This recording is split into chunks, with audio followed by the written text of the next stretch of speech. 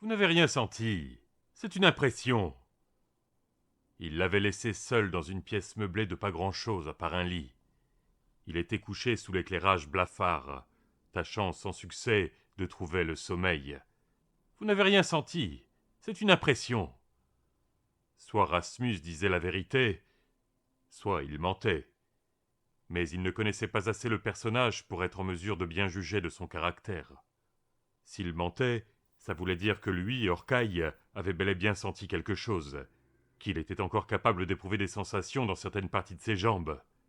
Ça signifiait peut-être que les nerfs pouvaient être guéris, qu'il avait une chance de recouvrer sa mobilité, ou alors ça signifiait tout simplement qu'en dépit de l'inertie de ses jambes, la paralysie n'était pas aussi étendue que Rasmus le croyait, que Rasmus n'avait pas menti, mais s'était tout bonnement trompé.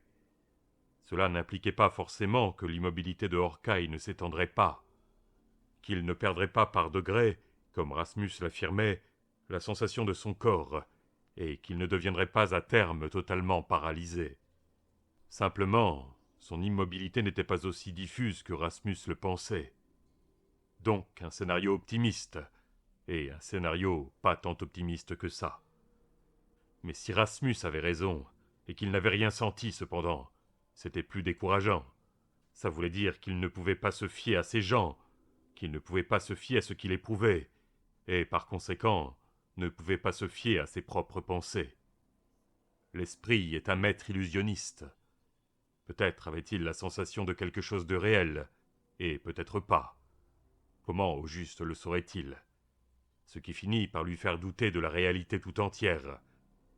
Y avait-il quelque chose dont il pouvait être certain? Peut-être suis-je toujours stocké, ne put-il s'empêcher de penser. Peut-être qu'un incident s'est produit, et que j'ai commencé à dégeler, et que je suis en train de rêver.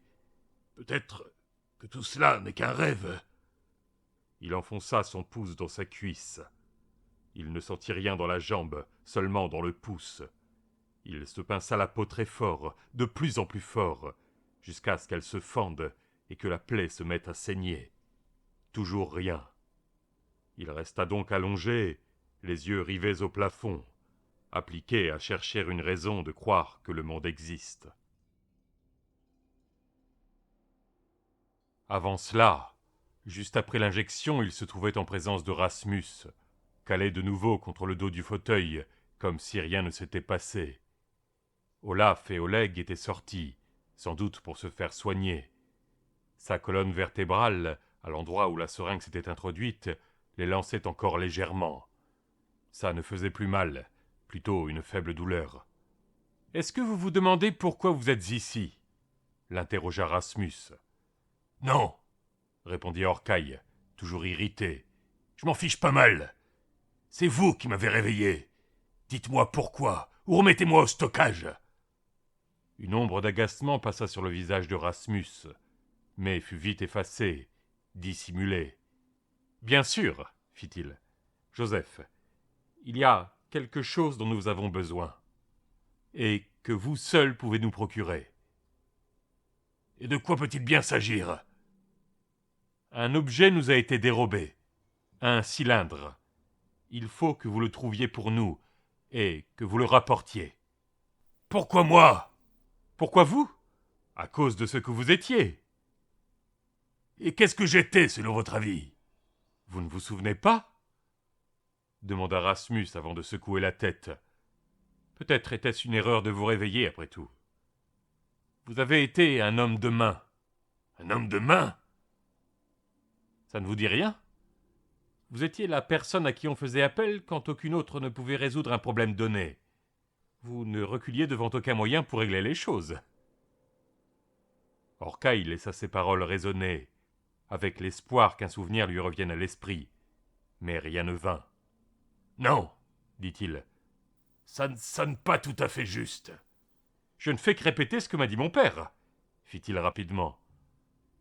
Et pourquoi mentirait-il ? Vous étiez un homme de main, une sorte de détective. Vous êtes notre dernier recours. C'est vous qui décidez. Vous pouvez nous donner un coup de main pour quelques jours, ou nous pouvons vous remettre en stockage. Mais si vous refusez de nous aider, Il y a de bonnes chances pour qu'il n'y ait plus personne pour vous sortir de stockage dans le futur. Nous seuls pouvons vous maintenir en vie. Et c'est nous qui tâchons de trouver une cure pour vous. Allez-vous risquer de nous perdre? Je vous écoute, fit Orcaille. Rasmus sourit. Je n'en demandais pas plus. Il ouvrit un des tiroirs du bureau, en sortit un rouleau de toile. Il le déroula sur la table, révéla une carte grossière. « Nous sommes ici, dit-il, en indiquant un cercle noir surplombé du nom Ovo. Nos troupes sont constituées des derniers survivants de ceux qui se tenaient là jadis, dispersés dans ce qui reste de quelques laboratoires de l'université. Voici le lac, juste à l'ouest, et les montagnes, juste à l'est.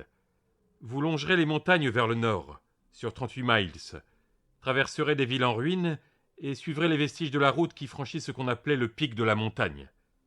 Vous passerez devant l'ancien centre pénitentiaire, puis, au pied du talus, devant ce qui reste de l'autoroute. Vous emprunterez le canyon sur 8 miles, et vous y serez. Je serai où? L'endroit où il garde le cylindre. Comment le reconnaîtrai-je? Le cylindre? Des lettres rouges sur le côté. Très probablement conservé à une température inférieure au point de congélation. En tout cas, espérons-le. Il ne nous sert à rien dans le cas contraire. Non, l'endroit, je voulais dire. Rasmus sourit, révélant le bout de ses dents. Vous le reconnaîtrez grâce à l'énorme cratère creusé dans le flanc de la montagne. Et comment est-ce que je m'introduirai? Ils ignorent qui vous êtes. Nous autres, ils nous connaissent. Mais vous, vous donnerez le change. Ils seront enclins à vous laisser approcher. Ils vous inviteront peut-être même à l'intérieur. Après ça, il vous faudra improviser. Qu'est-ce que vous voulez dire, improviser? Rasmus se gratta l'arrière du crâne, haussa les épaules. Il y a eu des meurtres. C'est le risque que vous encourez. Orcaille hocha la tête. Et une fois que j'y suis, je localise tout simplement ce cylindre et je m'en empare. C'est vous l'homme de main, Joseph. Employez tous les moyens qu'il vous semble nécessaires. Tuez-les s'il le faut. Tuez-les avant qu'ils ne vous tuent. Le cylindre est important, beaucoup plus important qu'une vie ou deux, surtout si les vies en question sont les leurs. Il reste une chose que vous ne me dites pas. Pourquoi ont-ils volé le cylindre? Je vous ai dit tout ce que nous savons. Après un long moment, Orcaille ajouta « Une autre question. » Il cogna une jambe avec son poing. « Comment vais-je m'y rendre? Je ne peux pas marcher. » Rasmus secoua la tête. « On vous y emmènera, » lui répondit-il. « Qu'est-ce que le cylindre contient? » C'est sans importance. Orcaille fit non de la tête. « Je n'irai pas tant que vous ne me dites pas. » Rasmus hésita un long moment. « Une graine, » fit-il enfin. « Quelle sorte de graine? Un genre de graine de blé? » Oui, plus ou moins. « Pourquoi y tenez-vous tant? » Ce qui fait sa valeur est qu'elle a été conservée à l'abri depuis une époque antérieure au collapse. Elle est intacte. Nous en avons besoin pour pouvoir renaître. Orcaille acquiesça. « Qui ont-ils tué? » Ce sont des brutes, déclara Rasmus. Quand nous étions en possession du cylindre, 2 de nos techniciens travaillaient dessus. On les a retrouvés ligotés et sans vie, la gorge tranchée d'une oreille à l'autre. Et vous voulez que je découvre lequel d'entre eux a tué les techniciens et que je les traîne en justice? Il ne s'agit pas de cela, répondit Rasmus en agitant la main. Leur mort est un fardeau qu'il nous incombe de porter. Nous ne voulons pas nous venger. C'est le cylindre que nous voulons. Non, pensa Orcaille. Il y a quelque chose qui cloche. Pourquoi conserver du grain sous une température inférieure à la congélation? Ça ne colle pas. Mais peut-être était-ce tout simplement une méthode de stockage, un mode de conservation qu'il ignorait. N'y avait-il pas une histoire de blé qu'on avait fait pousser à partir de graines trouvées dans l'estomac d'un homme pris dans un glacier? Pourquoi se souvenait-il de détails pareils plutôt que des choses importantes? Et peut-être y avait-il une raison pour la congeler, peut-être une raison que Rasmus lui-même ignorait.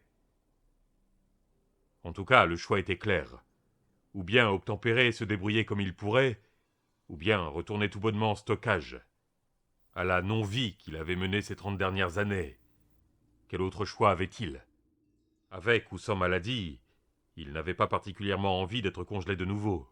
« Très bien, » fit-il. J'accepte. Rasmus sourit.